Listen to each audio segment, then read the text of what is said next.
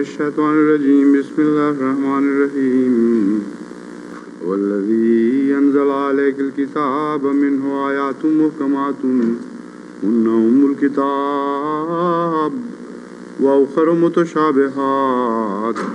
فأما الذين في قلوبهم زيغ فيتبعون ما تشابه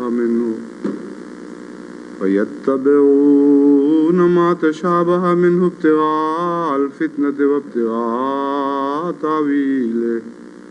وما يعلم تأويله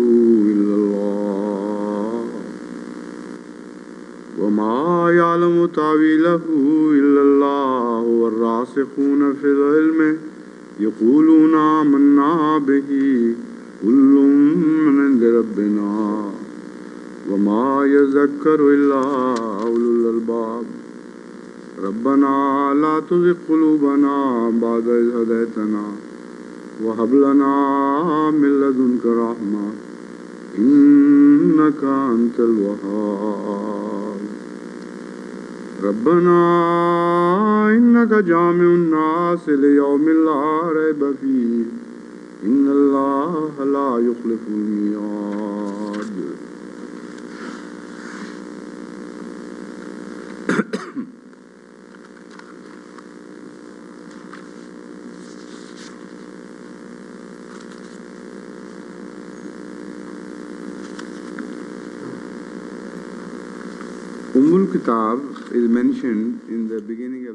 اس آیت کے شروع میں الکتاب کا ذکر کیا گیا ہے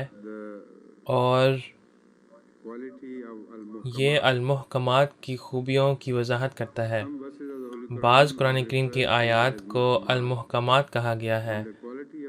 اور المحکمات کی مزید وضاحت یہاں کی گئی ہے الکتاب کے الفاظ سے۔ قرآن کریم میں ایک اور جگہ پر خدا تعالیٰ الکتاب کی مزید وضاحت کرتا ہوا فرماتا ہے، قرآن کریم کی الکتاب کی تشریح سے المحکمات کو اچھی طرح سے سمجھا جا سکتا ہے۔ خدا تعالیٰ فرماتا ہے یمحو اللہ ما یشاء ویثبت وعندہ الکتاب، یعنی کہ اللہ جو چاہے مٹا دیتا ہے اور جو چاہے قائم بھی رکھتا ہے۔ وَعِندَهُ الکتاب، اور اس کے پاس تمام نوشتوں کا منبع ہے۔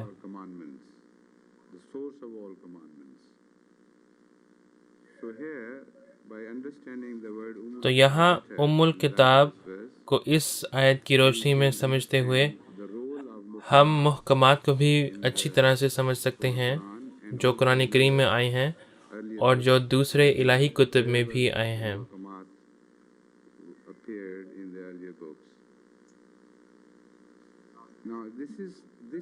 اب اس آیت کا قرآن کریم کی ایک اور آیت سے مشابہت پائی جاتی ہے اور اس آیت میں بھی یہی موضوع بیان کیا گیا ہے۔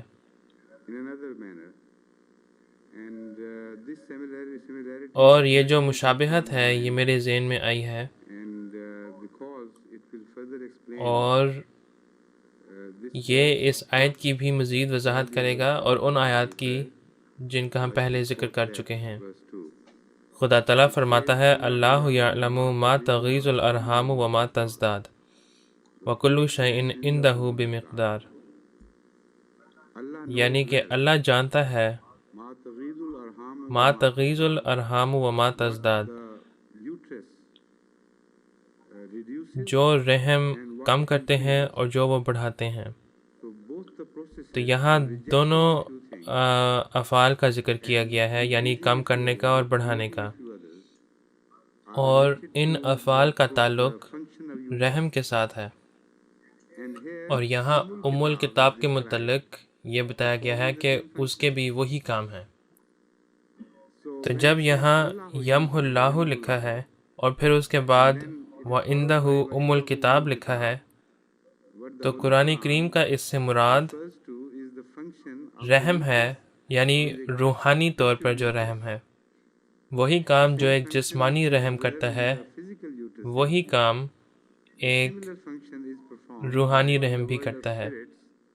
یعنی مذاہب کے دنیا میں وہ کتابیں جو کہ الکتاب ہیں، وہ بھی ترقی کے مراحل سے گزرتے ہوئے بعض چیزوں کا انکار کرتے ہیں۔ وہ ایک مقصد پورا کرتے ہیں، لیکن وہ مقصد عارضی طور پر ہوتا ہے، وہ مستقل طور پر نہیں ہوتا۔ اور بعض چیزیں، مثلاً بعض مخلوقات ایسی ہوتی ہیں جو کہ ہمیشہ کے لیے رہتی ہیں، اور یہی بات ہم ارتقاء میں بھی دیکھتے ہیں۔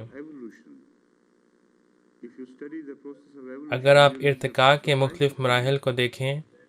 تو آپ کو معلوم ہوگا کہ جو کچھ رحم میں ایک قلیل عرصے کے اندر ہوتا ہے، اگر آپ اسے ایک وسیع پیمانے پر دیکھیں تو آپ کو معلوم ہوگا کہ زندگی کے مختلف مراحل پہ بھی یہی کچھ ہو رہا ہے، اور جب یہ کائنات بھی ترقی کرتے ہوئے مختلف مدارج طے کر رہی تھی تب بھی یہی باتیں نظر آتی تھیں۔ ان سب باتوں کا بڑا خوبصورت جوڑ ہے آپس میں، اور یہ تخلیق کا پورا فنامنان اور ترقی کرتے ہوئے ان طے شدہ مدارج کا بھی احاطہ کرتی ہے۔ ان مراحل میں کیا ہوتا ہے اس کا ذکر الکتاب کے لفظ سے محکمات کے ذریعے یہاں ذکر کیا جا رہا ہے۔ اب اس کی روشنی میں ہم محکمات کے کام یا مقصد کو زیادہ اچھی طرح سے جان سکیں گے۔ ان کا بڑا اہم کردار ہے اور اس سے بہت مشابہ ہے جو رحم میں ہوتا ہے، اور اسی لیے پچھلی آیت میں یصورکم فی الارحام کا ذکر آتا ہے کہ انسان کو ماں کے رحم میں کس طرح اس کی شکل اسے دی جاتی ہے، تو میں اس کی طرف بعد میں آؤں گا۔ اب اس کے بالمقابل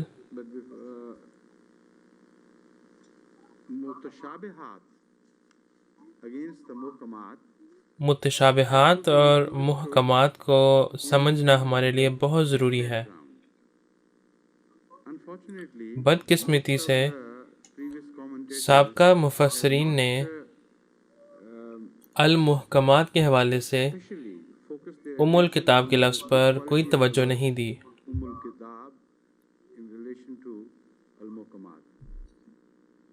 تو چونکہ اس بات کو نظر انداز کیا گیا ہے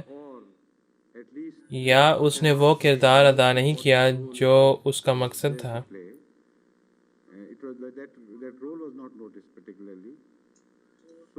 تو متشابہات کے ذریعے جس بات کا ذکر کیا گیا ہے اس کو بھی نظر انداز کیا گیا ہے، اور رحم یا الکتاب کے حوالے سے محکمات اور متشابہات کا جو اہم کردار ہے اسے بھی بالکل نظر انداز کر دیا گیا ہے، اس کو گویا نکال ہی دیا گیا ہے، اور ان دونوں کے آپس میں جو باہمی تعلق ہے اس کا کوئی ذکر سابقہ مفسرین نے نہیں کیا۔ تو جب ہم قرآن کریم کی طرف رجوع کرتے ہیں متشابہات کے متعلق مزید سیکھنے کے لیے، اور اس نیت سے نہیں کہ یہ بہت مشکل ہے سیکھنے کے لیے یا سمجھنے کے لیے، یا اس کی کوئی اہمیت نہیں ہے نعوذ باللہ، لیکن اس نیت سے کہ اس کا رحم سے کیا تعلق ہے اور وہ کیا کردار ادا کرتا ہے، کیا وہ ثانوی ہے یا کیا وہ نہایت ہی اہم کردار ہے۔ جب ہم قرآن کریم کی طرف رجوع کرتے ہیں تو سورہ زمر میں آیت 24 میں اس کی تشریح ملتی ہے۔ خدا تعالیٰ فرماتا ہے which says اللہ نزل احسن الحدیث کتابا متشابہا مثانی تقشعر منہ جلود الذین یخشون ربہم ثم تلین جلودہم وقلوبہم الی ذکر اللہ ذالک ھدی اللہ یہدی بہ من یشاء ومن یضلل اللہ فما لہ من ہاد۔ یعنی کہ اللہ نے بہترین بیان ایک ملتی جلتی اور بار بار دہرائی جانے والی کتاب کی صورت میں اتارا ہے، جس سے ان لوگوں کی جلدیں جو اپنے رب کا خوف رکھتے ہیں لرزنے لگتی ہیں، پھر ان کی جلدیں اور ان کے دل اللہ کے ذکر کی طرف مائل ہوتے ہوئے نرم پڑ جاتے ہیں۔ یہ اللہ کی ہدایت ہے، وہ اس کے ذریعے جسے چاہتا ہے ہدایت دیتا ہے، اور جسے اللہ گمراہ ٹھہرا دے تو اسے کوئی ہدایت دینے والا نہیں۔ اب اس آیت کی روشنی میں متشابہات اس سے بالکل الٹ معلوم ہوتے ہیں جو کہ بعض اسلام کے علماء پیش کرتے ہیں۔ سابقہ علماء نے ہمیشہ متشابہات کے متعلق ایسی باتیں کی ہیں کہ جس طرح ان کو سمجھنا بہت مشکل ہے، اور بعض تو یہ بھی کہتے ہیں کہ ان کو سمجھنا ناممکن ہے، کوئی بھی ان کے معنی نہیں جانتا۔ اگر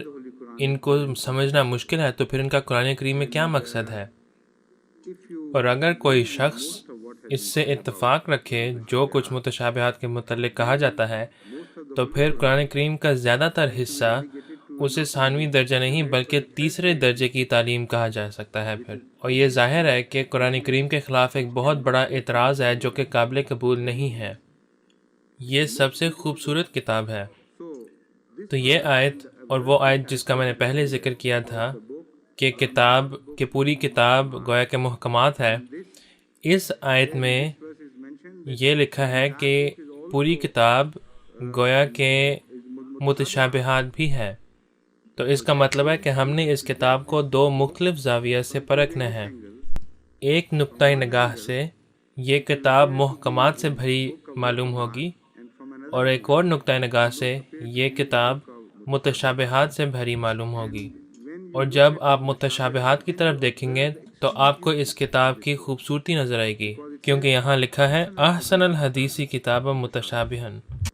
اس کتاب کی عمدگی، فضیلت اور خوبصورتی اس کے متشابہات کے ہونے میں ہے۔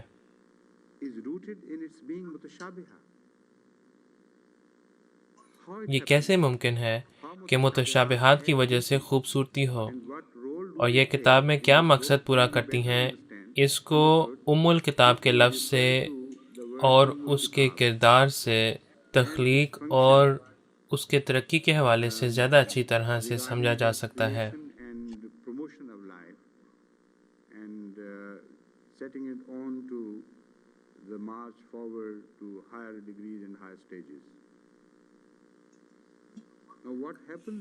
اب رحم میں کیا ہوتا ہے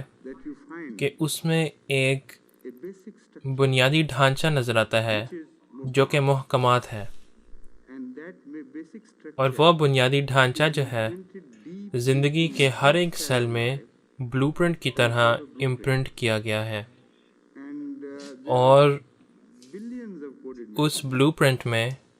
اربوں کوڈڈ میسیجز ہیں۔ یہ وہ ام الکتاب ہے جس کا یہاں ذکر کیا گیا ہے۔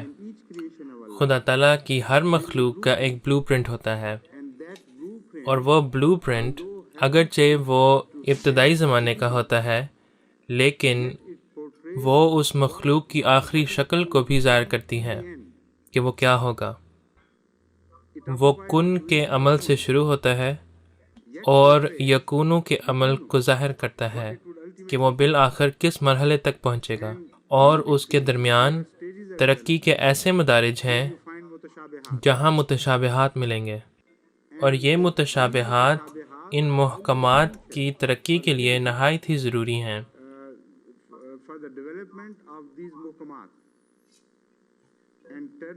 اور انہیں مادی دنیا میں ایک وجود میں اس آخری اور مکمل شکل میں تشکیل دینے کے لیے بھی ضروری ہے جو کہ نظروں سے اوجھل تھا اور بڑے لطیف طریقے سے بلو پرنٹ میں نقش تھا۔ تو ام الکتاب کا یہ کردار ہے،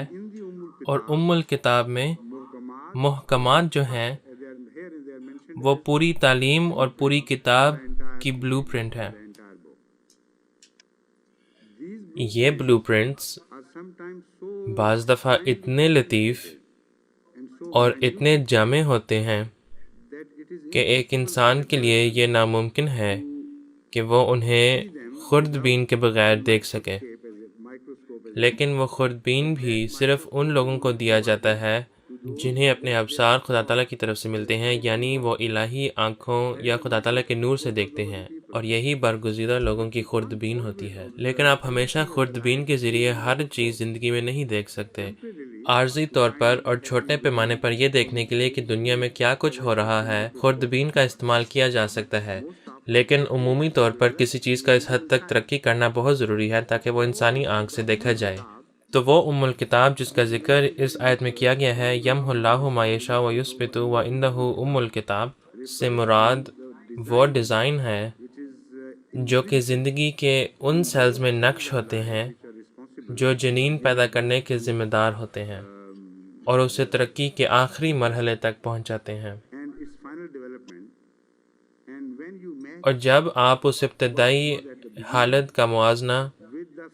آخری اور مکمل شکل کے ساتھ کریں گے، یعنی بچہ، تو پھر آپ دیکھیں گے کہ بچہ اس بلو پرنٹ کا مکمل نقل ہے جسے بہت بڑا کر دیا ہو۔ آپ کو پہلے بلو پرنٹ میں کوئی بھی ایسی چیز نہیں نظر آئے گی جو اس بلو پرنٹ کے آخری شکل میں نہ ہو، یعنی بچے کی شکل میں جب وہ پیدا ہوتا ہے۔ ہر وہ چھوٹی سی چھوٹی چیز جو نہایت ہی تفصیل کے ساتھ اس بلو پرنٹ کے اندر نقش ہے، وہ آپ کو بچے کی شکل میں نظر آئے گا، اور بچے کو سکیڑ کر اس ابتدائی حالت میں یعنی نطفے کی حالت میں تصور کیا جا سکتا ہے۔ تو الکتاب کا ایک مطلب یہ ہو سکتا ہے کہ وہ مکمل عمل جو رحم میں ہوتا ہے، اور اس کا ایک یہ مطلب یہ بھی ہو سکتا ہے کہ سب سے پہلا بلو پرنٹ۔ اور محکمات، کیونکہ محکمات کو بھی الکتاب کہا گیا ہے، اس کا بھی مطلب یہ ہوگا کہ وہ ابتدائی بلو پرنٹ جو کسی بھی تعلیم کی ہو، وہ جون سی مرضی تعلیم ہو، اسلام ہو یا یہودیت یا عیسائیت، وہ بلو پرنٹ محکمات کی آیات میں نظر آتی ہیں، اور جب اسے بڑا کیا جائے تو پوری کتاب محکمات بن جاتی ہے، کیونکہ ابتدائی بلو پرنٹ میں ہر چیز مکمل کتاب کی شکل میں بھی نظر آتی ہے، اور اس لحاظ سے یہ مکمل کتاب محکمات بھی ہے اور اس کی بعض آیات بھی محکمات ہیں، اور اسی لیے بانی اسلام حضور صلی اللہ علیہ وسلم کی سند پر سورہ الفاتحہ الکتاب ہے۔ تو یہ محکمات ہیں۔ قرآن کریم کے مطابق یہ ایک ہی چیز ہے۔ تو اگر سورہ فاتحہ الکتاب ہے اور پورا قرآن الکتاب ہے، تو پھر ان دونوں میں فرق کیا ہے؟ مکمل کتاب جو ہے وہ بھی الکتاب ہے، یہ فرق ہے۔ بچہ جو ہے وہ اس بلو پرنٹ کی ایک مکمل تصویر ہے یا ایک مکمل شکل ہے جو کہ ہے، اور اس بلو پرنٹ میں ہر وہ چیز پائی جاتی ہے جو اس بچے میں پائی جاتی ہے۔ تو اس لحاظ سے فرق یہ ہے کہ تمام خوبیاں یا تو ایک ہی جگہ سمولی گئی ہیں یا انہیں ایک وسیع پیمانے پر ظاہر کیا گیا ہے۔ تو اس نقطۂ نگاہ سے قرآن کریم میں کوئی تضاد نہیں پایا جاتا۔ پورا قرآن محکمات بھی ہے اور بعض آیات بھی، اور خاص طور پر سورہ فاتحہ۔ اب بڑی دلچسپی کی بات یہ بھی ہے کہ تمام قرآن کو متشابہات بھی کہا گیا ہے۔ تقریباً سارے قرآن کو متشابہات کہا گیا ہے، اور اس کا ذکر بعض آیات میں ملتا ہے جن کی تلاوت میں شاید پہلے کر چکا ہوں۔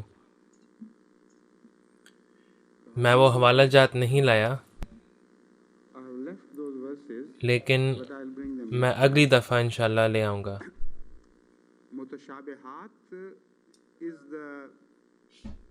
متشابہات قرآن کریم کی تعلیمات ہیں، اس لحاظ سے کہ ایک آیت دوسری آیت سے مشابہ ہے اور مختلف متشابہات تمام آیات میں پائی جاتی ہیں. آپ کوئی بھی ایک ایسی آیت قرآن کریم سے نہیں نکال سکتے جو کسی اور آیت سے مشابہ نہ ہو. مثال کے طور پر اگر قرآن کریم میں کسی عمل کے متعلق کوئی حکم ہو تو آپ دیکھیں گے کہ وہ قرآن کریم میں بار بار دہرایا گیا ہے مختلف طریقوں سے.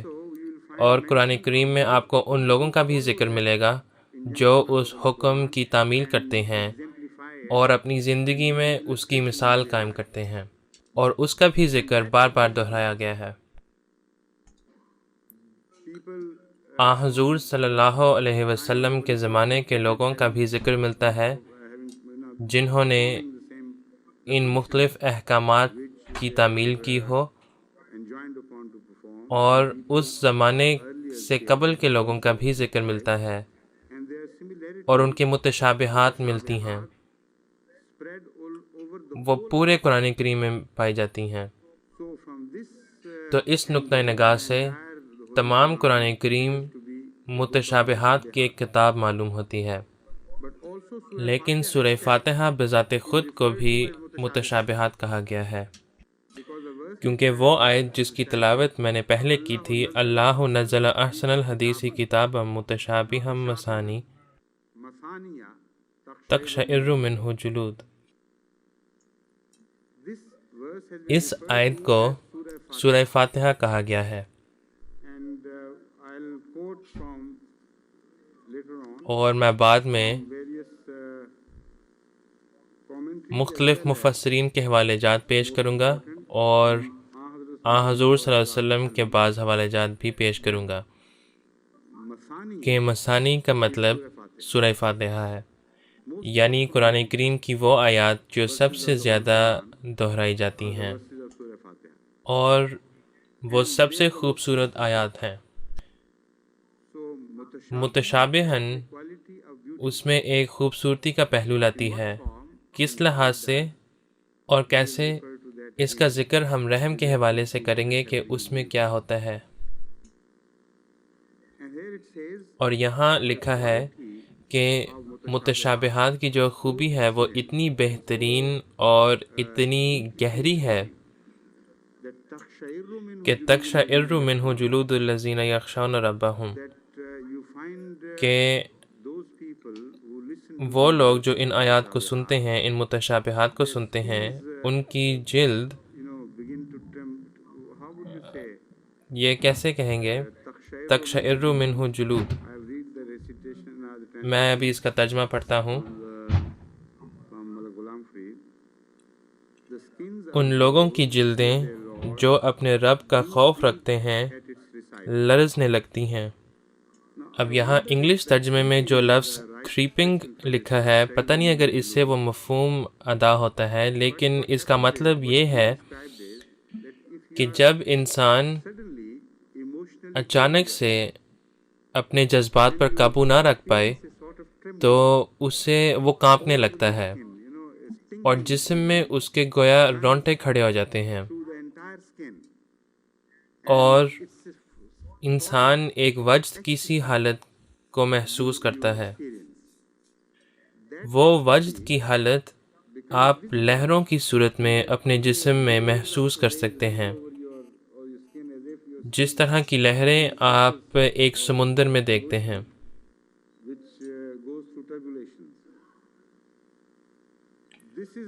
یہ وہ تصویر کشی ہے جو قرآن کریم یہاں کر رہی ہے. تقشعر منہ جلود الذین یخشون ربہم ثم تلین جلودہم.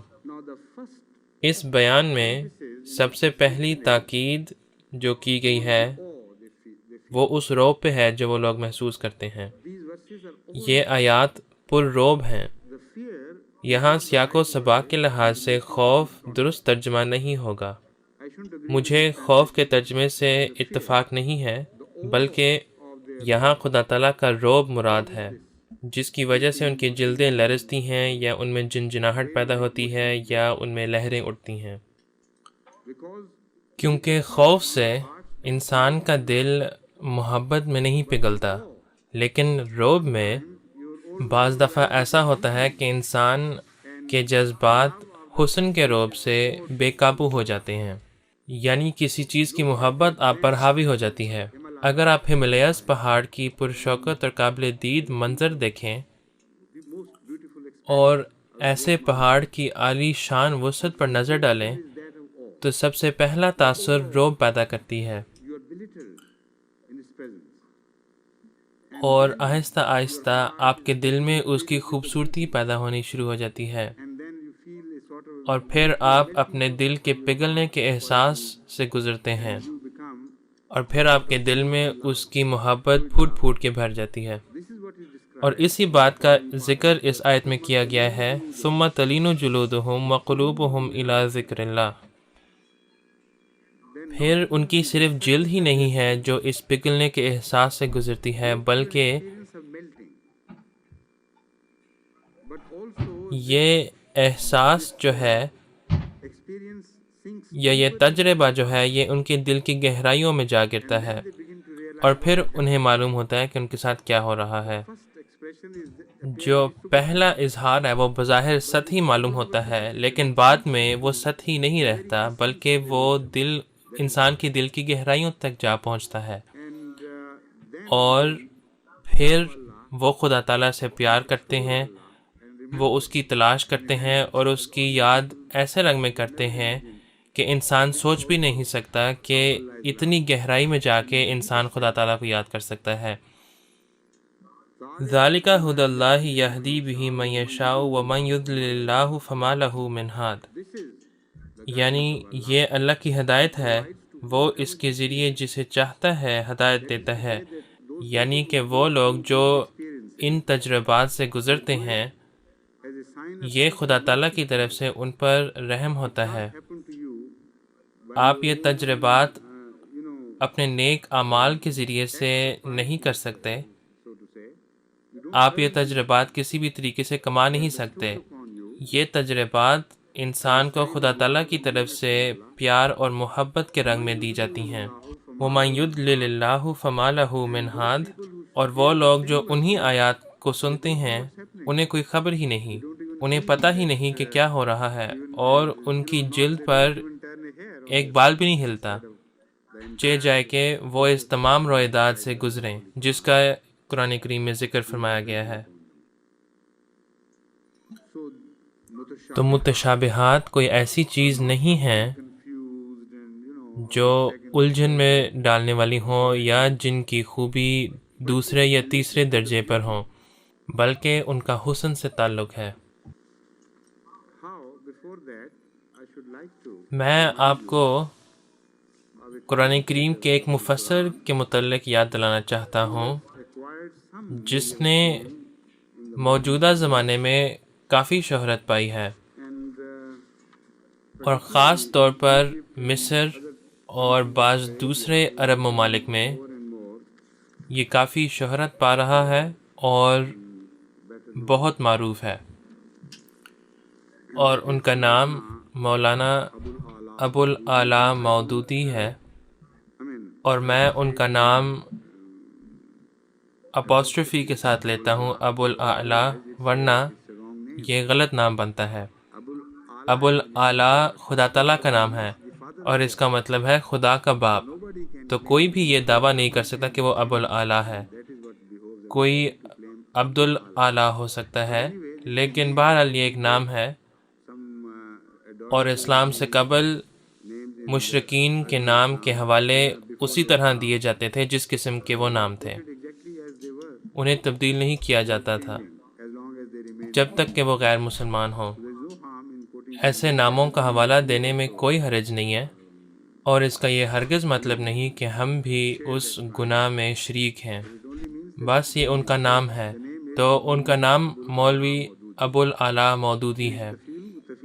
اور تفہیم القرآن کی کتاب میں وہ لکھتے ہیں، وہ متشابہات کے متعلق لکھتے ہیں، وہ کہتے ہیں کہ انہوں نے متشابہات کا ترجمہ مشتبہات کیا ہے۔ یہ دو مختلف الفاظ ہیں، مشتبہات اور متشابہات۔ مشتبہات وہ چیزیں ہیں جو کسی دوسری چیز سے مشابہ ہوں، لیکن عمومی طور پر عربی زبان میں اس کا مفہوم کسی مشکوک چیز کے لیے استعمال کیا جاتا ہے۔ تو شبہ کا جو لفظ ہے وہ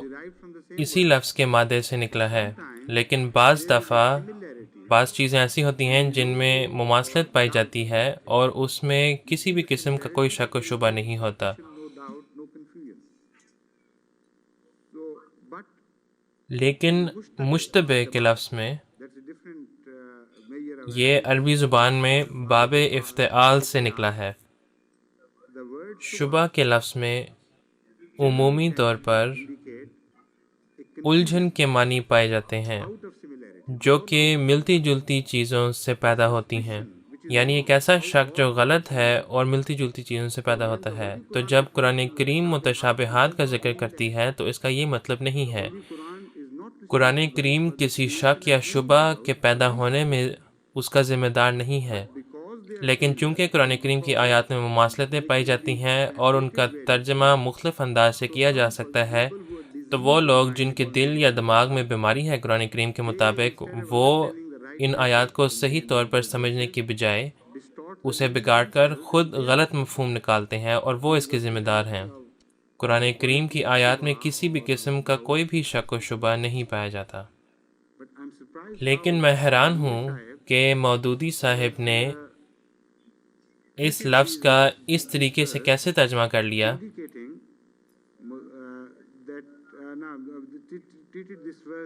یعنی کہ انہوں نے متشابہات کا لفظ کا ترجمہ یوں کیا ہے کہ یہ ایسی آیات ہیں جو شکوک و شبہات اور الجھن پیدا کرتی ہیں، اور اس حد تک کہ ان کے مطابق بعض دفعہ ان پر تدبر کرنا بہت خطرناک ثابت ہو سکتا ہے۔ میں ان کی ایک عام نصیحت آپ کے سامنے پیش کرنا چاہتا ہوں۔ وہ کہتے ہیں،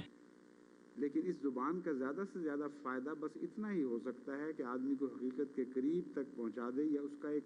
دھندلا سا تصور پیدا کر دے۔ یعنی کہ جو سب سے زیادہ فائدہ انسان متشابہات سے اٹھا سکتا ہے وہ یہ ہے کہ وہ حقیقت کی طرف پہنچے، لیکن اسے مکمل طور پر اس حقیقت کی طرف ہدایت نہ دی جائے، یعنی قریب پہنچایا جائے لیکن اتنا بھی قریب نہیں، اور نتیجہ یہ ہو کہ ایک ایسی تصویر کسی انسان کے دماغ میں بنائی جائے جو کہ دھندلا سا ہو، جس میں الجھن ہو، جو ایک دھندلا سا تصور پیدا کرے، یعنی کوئی ایسا پیغام جو مکمل طور پر واضح نہ ہو۔ تو وہ کہتے ہیں کہ یہ ہیں جو متشابہات ہیں۔ اب جب آپ اس بات کو پوری طور پر دیکھیں کہ وہ علماء جو مولانا مودودی صاحب کے ساتھ اتفاق رکھتے ہیں، وہ یہ سمجھتے ہیں کہ متشابہات قرآن کریم میں بے تحاشا ہیں، اور وہ آیات جو محکمات سمجھی جا سکتی ہیں ان کے نزدیک بہت کم ہیں۔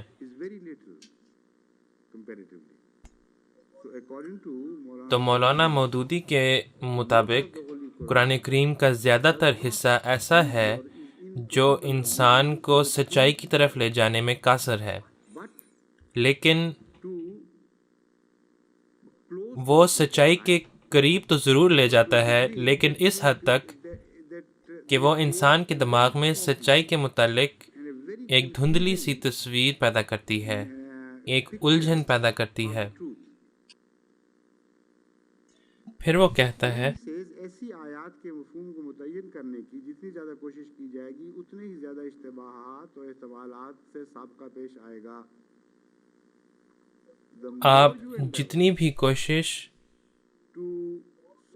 ان متشابہات کو سمجھنے یا حل کرنے کے لیے کریں گے، اتنا ہی آپ الجھن میں زیادہ پڑیں گے، آپ ایک الجھن سے دوسری الجھن کی طرف جائیں گے۔ حتیٰ کہ انسان حقیقت سے قریب تر ہونے کی بجائے اور زیادہ دور ہوتا چلا جائے۔ یعنی کہ آپ جتنی بھی کوشش کریں گے، جتنی بھی جدوجہد کریں گے،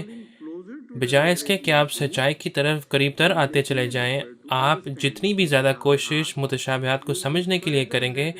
اس سے آپ زیادہ گمراہ ہوں گے اور سچائی سے زیادہ دور جا بھٹکیں گے۔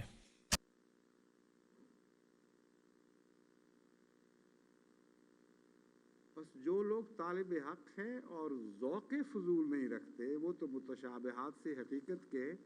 اس دھندلے تصور پر قناعت کر لیتے ہیں۔ تو وہ لوگ جو فضول باتوں میں نہیں پڑتے اور ایسی بے معنی باتوں کے اوپر تدبر نہیں کرتے، وہ ایسی باتوں سے دور رہتے ہیں، اور وہ کہتے ہیں کہ ہمارے لیے یہ کافی ہے کہ ہمارے پاس کم از کم ایک دھندلا تصور ہے کسی چیز کے بارے میں۔ یہ جدید زمانے کا وہ عالم ہے جسے عرب ممالک میں اور غیر عرب ممالک میں لوگ ان کی گویا کہ عبادت کرتے ہیں۔ لوگ سمجھتے ہیں کہ یہ بہت بڑے عالم ہیں، لوگ سمجھتے ہیں کہ یہ اس صدی کے مجدد ہیں، اور وہ ان آیات کے متعلق یہ کچھ کہتے ہیں، جبکہ خدا تعالیٰ قرآن کریم میں فرماتا ہے اللہ نزل احسن الحدیث کتابا متشابہا مثانی تقشعر منہ الجلود، یعنی کہ اللہ نے بہترین بیان ایک ملتی جلتی اور بار بار دہرائی جانے والی کتاب کی صورت میں اتارا ہے جس میں متشابہات پائی جاتی ہیں۔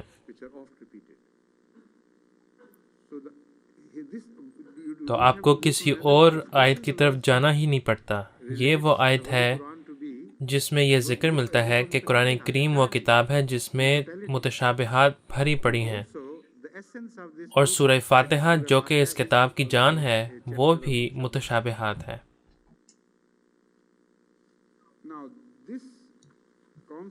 اب مودودی صاحب کا یہ جو تصور ہے، اس کا رد قرآن کریم کی اس آیت سے ہوتا ہے جس میں لکھا ہے نزل علیک الکتاب بالحق۔ تعالیٰ فرماتا ہے کہ مکمل کتاب جو ہے وہ سچ پر مبنی ہے، اور سچ کے علاوہ اور اس میں کوئی چیز نہیں۔ اور مودودی صاحب کے مطابق یہ قرآن جو کہ سچ کے ساتھ نازل ہوا، الحق کا مطلب ہے کہ واضح سچ، جس طرح سورج ظاہر و باہر نظر آتا ہے۔ لیکن مودودی صاحب کہتے ہیں کہ اس قرآن میں بہت سی ایسی آیات ہیں جو آپ کو سچ کی طرف نہیں لے کے جاتے بلکہ اس کے کچھ قریب لے کے جاتے ہیں، اور وہ سچ آپ کو شک کے ساتھ گویا نظر آتا ہے، اور وہ کہتے ہیں کہ آپ جتنی کوشش کریں اس کو سمجھنے کے لیے اتنا ہی آپ اس سے دور جاتے ہیں۔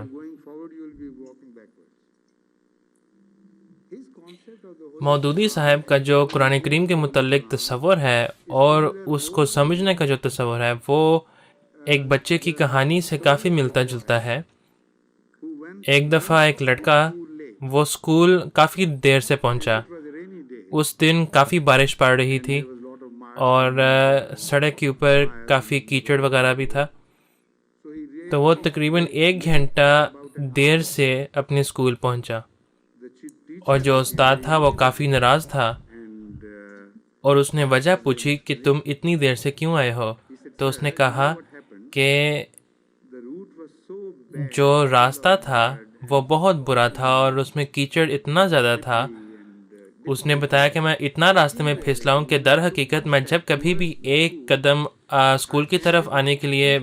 بڑھاتا تو میں دراصل 2 قدم پیچھے آ جاتا، تو بجائے اس کے کہ میں اسکول کی طرف بڑھتا،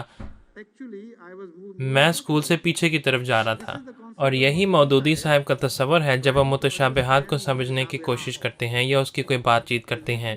گویا کہ وہ اس سڑک سے گزرتے ہیں جس سڑک کا ذکر اس لڑکے نے کیا، یعنی کہ بجائے اس کے کہ وہ لڑکا اسکول پہنچتا آگے قدم بڑھانے سے، ہر قدم بڑھانے سے وہ بلکہ پیچھے کی طرف جاتا۔ لیکن اس لڑکے کا رد عمل مودودی صاحب کے رد عمل سے زیادہ عقل مندانہ تھا۔ پھر جب اس لڑکے سے یہ پوچھا گیا کہ تم پھر اسکول کیسے پہنچے، اس نے کہا کہ میں نے پھر اپنا رخ اپنے گھر کی طرف کر لیا اور اپنی پیٹھ اسکول کی طرف کر لی۔ تو ایسے عالم کو اپنی پیٹھ قرآن کریم کی طرف پھیر دینی چاہیے، وہ اسی کے لائق ہے، بلکہ وہ در حقیقت اپنی پیٹھ ہی قرآن کریم کی طرف پھیر رہا ہے۔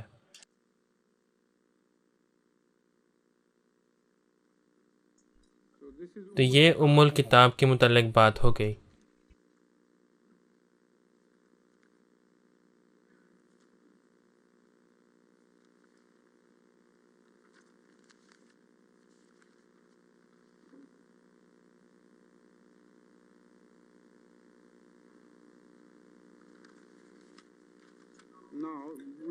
اب ہم حضور صلی اللہ علیہ وسلم کی ایک حدیث کی طرف آتے ہیں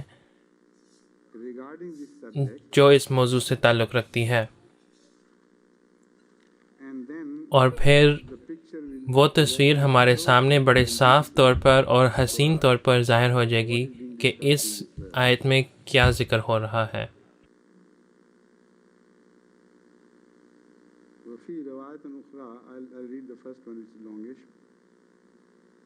لا تجادلوا بالقرآن فإنما ضل من كان قبلكم بجدالهم إن القرآن لم ينزل ليكذب بعضه بعضا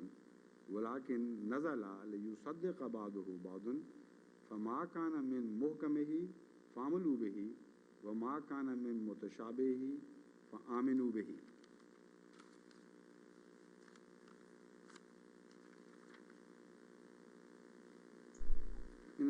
ایک اور حدیث میں جو اسی موضوع سے تعلق رکھتی ہے، اور یہ حضرت عائشہ رضی اللہ عنہا کی روایت ہے جو کہ ترمذی میں موجود ہے۔ جو پہلی حدیث تھی وہ در منصور فی تفسیر معصور جلد نمبر 8 سے لی گئی تھی، جو کہ علامہ جلال الدین سیوطی کی ہے۔ اب یہاں حضرت عائشہ صدیقہ رضی اللہ عنہا نے روایت کی ہے کہ انہوں نے ایک دفعہ حضرت صلی اللہ علیہ وسلم سے دریافت کیا کہ فَأَمَّا الَّذِينَ فِي قُلُوبِهِمْ زَيْغٌ فَيَتَّبِعُونَ مَا تَشَابَهَ مِنْهُ ابْتِغَاءَ الْفِتْنَةِ وَابْتِغَاءَ تَأْوِيلِهِ کا کیا مطلب ہے؟ تو حضور صلی اللہ علیہ وسلم نے اس کا جواب دیا کہ جب بھی آپ کو ایسے لوگ نظر آئیں تو آپ کو انہیں پہچان لینا چاہیے۔ یہ بڑا دلچسپ جواب ہے اس سوال کا جو بظاہر بالکل مختلف معلوم ہوتا ہے۔ یوں لگتا ہے کہ سوال کچھ اور پوچھا جا رہا ہے اور جواب کچھ اور دیا گیا ہے، لیکن جب ان دونوں احادیث کو اکٹھا دیکھا جائے تو پھر آپ کو سمجھ آتی ہے کہ متشابہات کا کیا مطلب ہے ایک اور زاویہ نگاہ سے۔ حضور صلی اللہ علیہ وسلم کی ان دو احادیث کی روشنی میں متشابہات کا ایک نیا معنی ابھر کر سامنے آتا ہے۔ پہلی حدیث میں حضور صلی اللہ علیہ وسلم اپنے بعض صحابہ سے ناراض تھے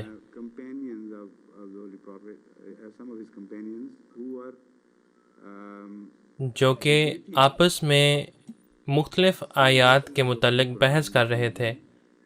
اور ایک ایسے رنگ میں کہ گویا کہ ایک آیت کسی اور آیت سے متضاد ہے، اور ان میں سے بعض نے قرآن کریم کی آیات میں سے ایسے نتائج یا معنی نکالے جو کہ قرآن کریم کی دوسری آیات سے بالکل متضاد تھیں، اور اس کے نتیجے میں بعضوں نے شاید یہ خیال کیا کہ قرآن کریم میں تضاد پایا جاتا ہے۔ تو حضور صلی اللہ علیہ وسلم بہت ناراض ہوئے، اور اس حد تک ناراض ہوئے کہ ان کا چہرہ سرخ ہو گیا، اور انہوں نے فرمایا کہ آپ کو ایسی باتیں کرنے سے اجتناب کرنا چاہیے۔ اور پھر انہوں نے مزید فرمایا کہ یہ قرآن کریم کے لیے ناممکن ہے کہ وہ خود اپنی ہی مخالفت کرے اور اپنی ہی تعلیم کی خود نفی کرے۔ قرآن کریم کیا کرتا ہے؟ یصدق بعضہ بعضا، یعنی کہ اس کا ایک حصہ دوسرے حصے کی تصدیق کرتا ہے، اور اس طریقے سے تمام قرآن باہم وابستہ ہے کہ قرآن کریم کی بعض آیات آپ دیکھیں گے کہ وہ دوسری آیات کی تصدیق کرتی ہیں، لیکن آپ کبھی یہ نہیں دیکھیں گے کہ کوئی آیت کسی دوسری آیت کے تضاد ہو یا اس کی نفی کرے۔ تو اس طریقے سے ہمیں قرآن کریم پر تدبر کرنا چاہیے اور اس کو سمجھنا چاہیے اور اس عظیم کتاب کی ترتیب اور تدوین کو سمجھنا چاہیے۔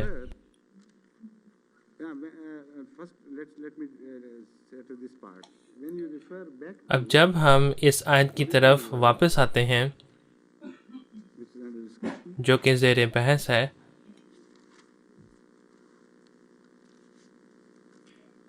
اسے مصدقا لما بین یدیہ کی روشنی میں پڑھنا چاہیے، اور پھر بین یدیہ کے بالکل نئے معنی ہمارے سامنے ابھر کر آتے ہیں۔ بین یدیہ کا مطلب، جیسا کہ میں نے پہلے بھی بتایا ہے، سابقہ تعلیمات نہیں ہیں بلکہ موجودہ تعلیمات ہیں، یعنی جو قرآن میں اب موجود ہے۔ تو مصدق لما بین یدیہ کا مطلب یہ ہے کہ قرآن کریم میں کسی بھی قسم کا کوئی تضاد نہیں، یہ اپنی ہی آیات کی تصدیق اور توثیق اس رنگ میں کرتی ہے کہ ایک آیت دوسری آیت کی تائید کرتی ہے اور دوسری آیت پہلی آیت کی تائید کرتی ہے، وغیرہ وغیرہ۔ تو یہ پہلی دفعہ ہے کہ میں نے یہ معنی حضور صلی اللہ علیہ وسلم کی اس حدیث میں پڑھا۔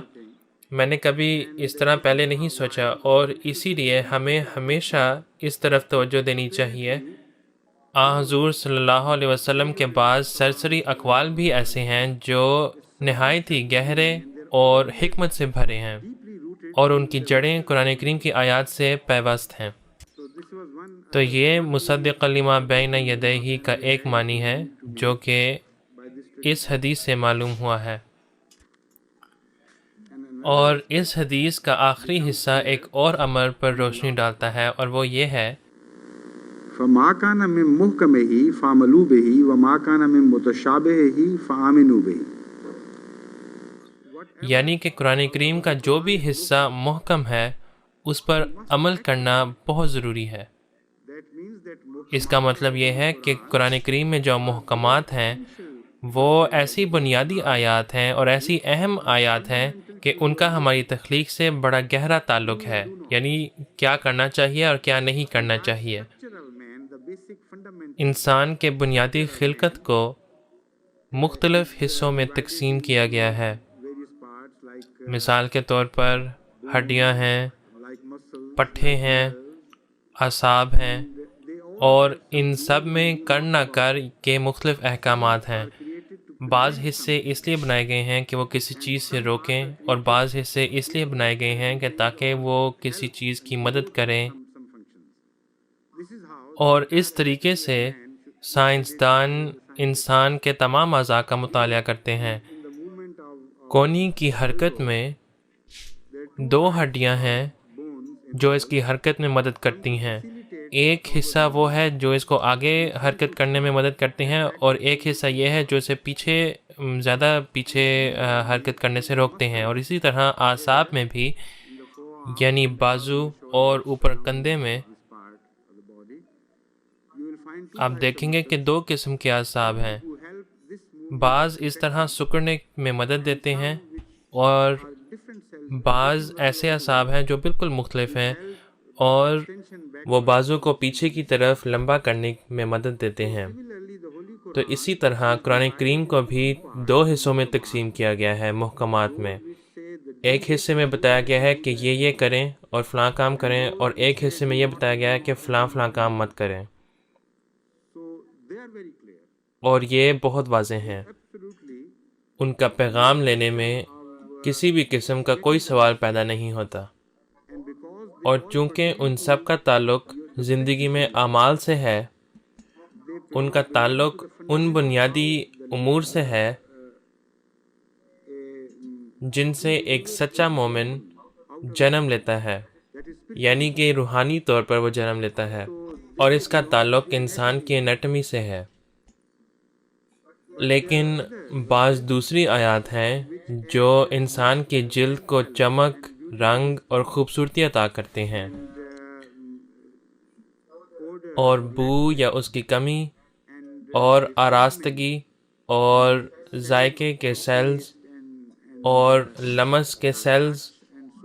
وغیرہ وغیرہ اور سنوائی، جو کہ اس حد تک انہیں بہترین بنایا گیا ہے کہ اگر ایسا نہ بھی کیا جاتا ہوتا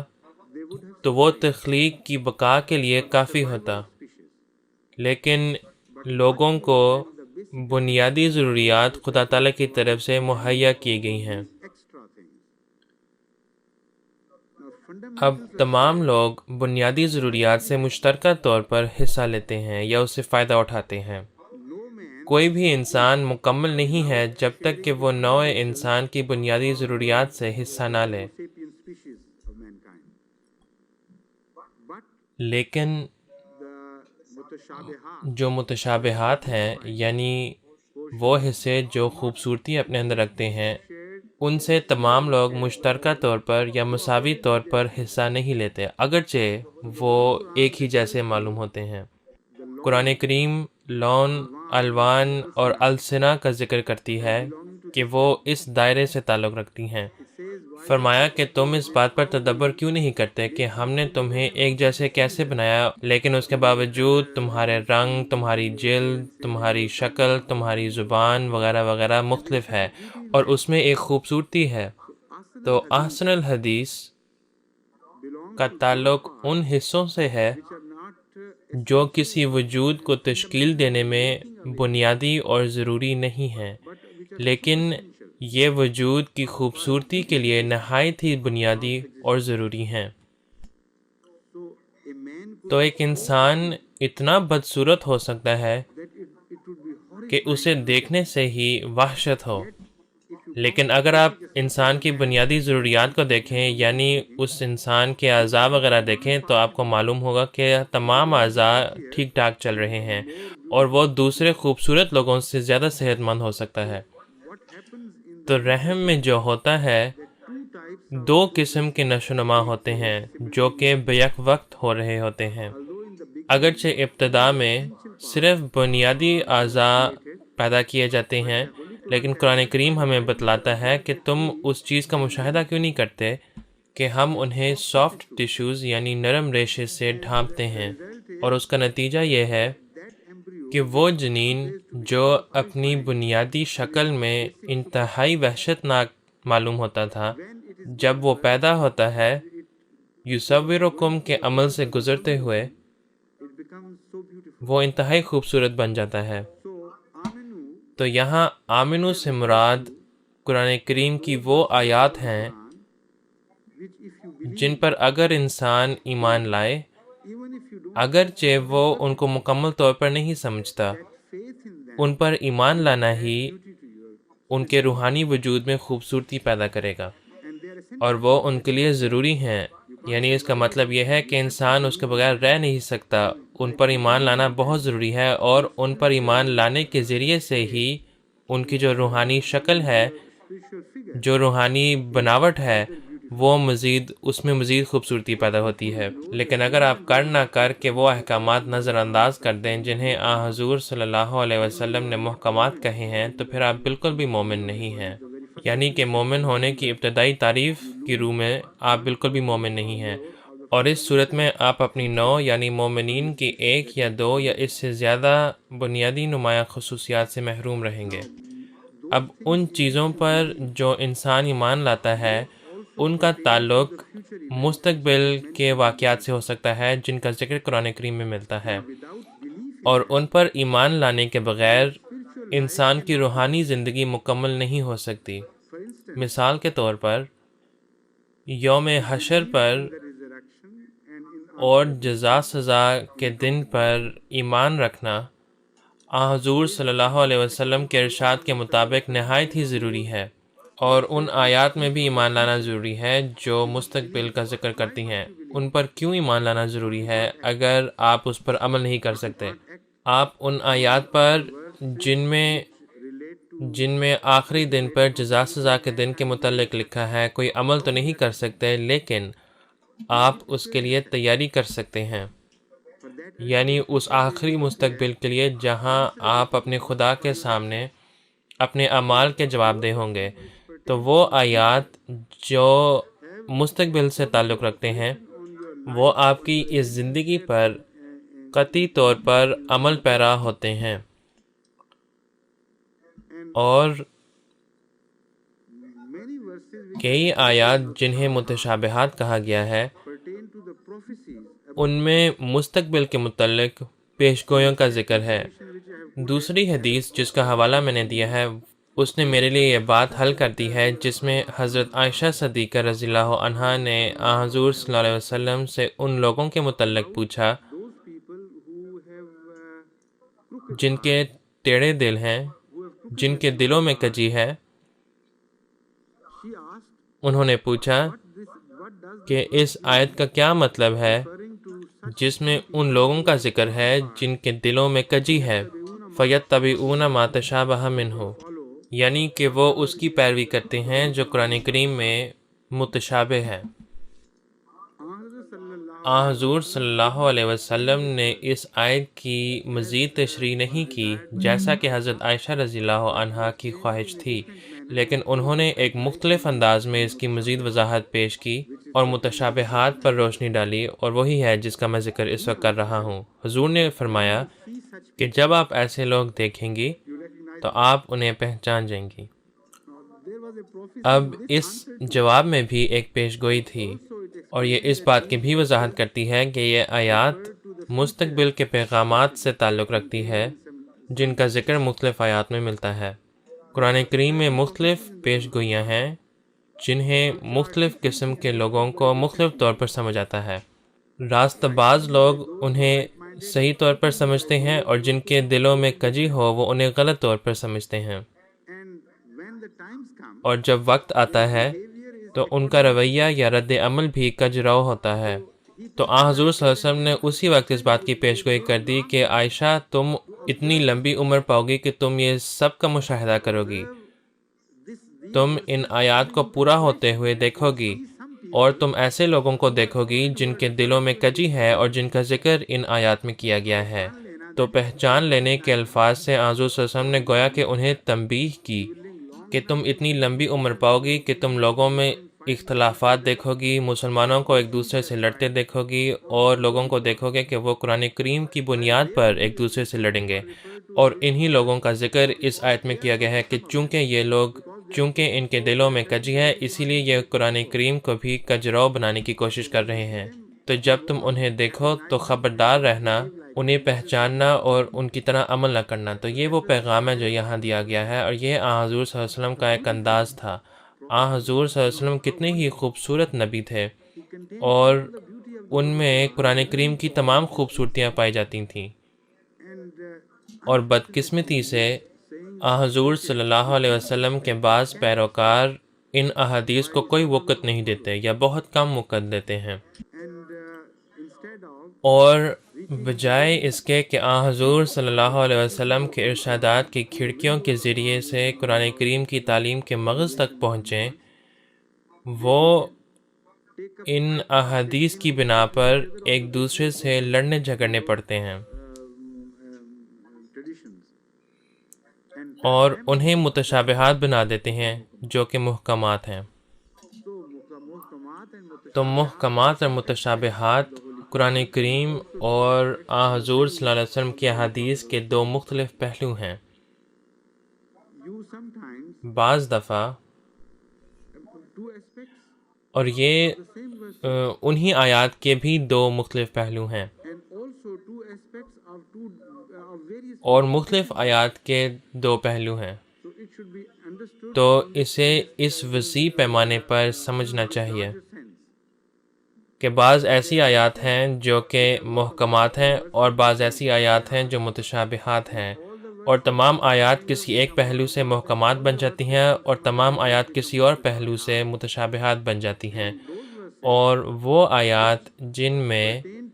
مستقبل کا کوئی ذکر ہو وہ تب تک متشابہات رہتی ہیں جب تک کہ وہ پوری نہ ہو جائیں،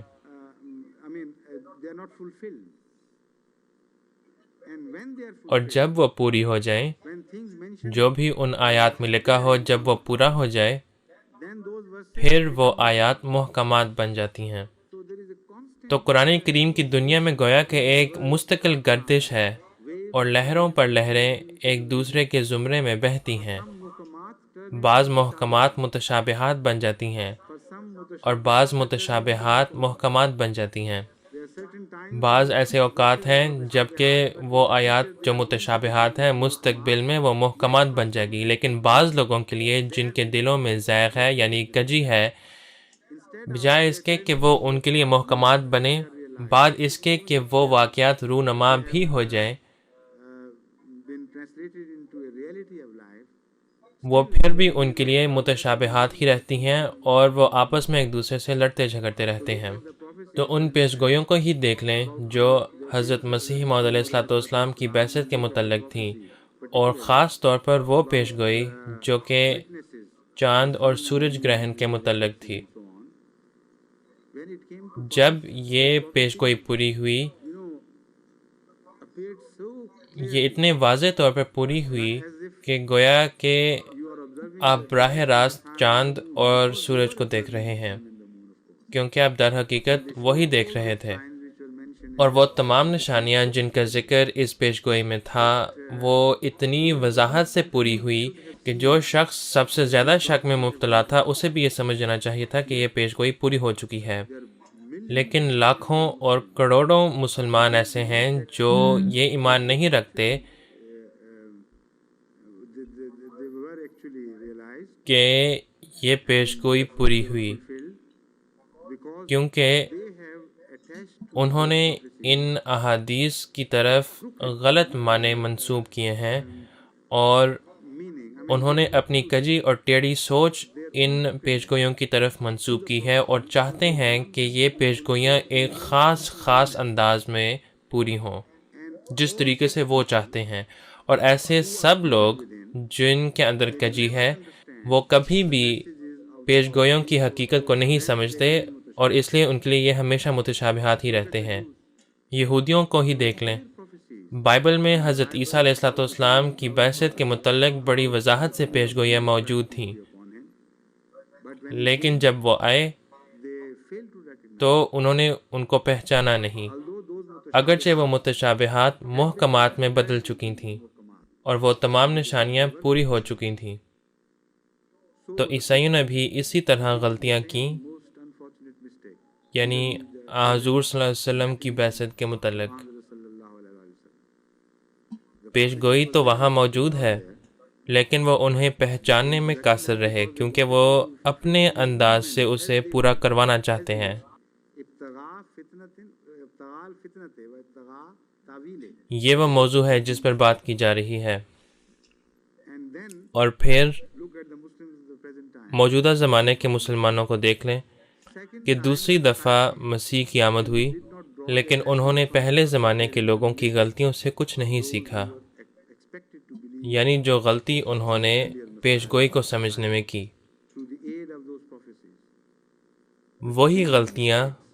اسی طریقے سے دوبارہ دہرائی گئی ہیں۔ مثلاً ایلیاہ نبی کے آسمان سے نازل ہونے کی پیشگوئی کے متعلق، اور پھر حضرت مسیح موعود علیہ الصلوۃ والسلام سے بھی یہ مطالبہ کیا گیا کہ وہ بھی آسمان سے بجسد عنصری نازل ہوں، اور پھر انہیں قبول کیا جائے گا، نہیں تو انہیں ان کا انکار کیا جائے گا۔